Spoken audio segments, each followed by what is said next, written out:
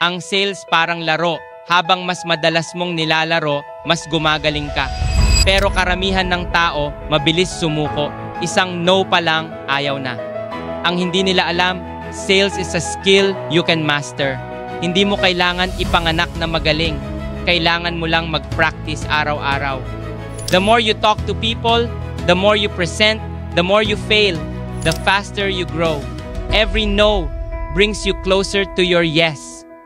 At sa bawat presentation, rejection, at follow-up, tumitibay ka at nagiging confident ka. Hindi ka mahina sa sales, hindi mo lang ginagamit madalas. At kapag araw-araw mong ginagamit, sales becomes your second language. Ako mismo, nagbago ang buhay ko dahil sa sales.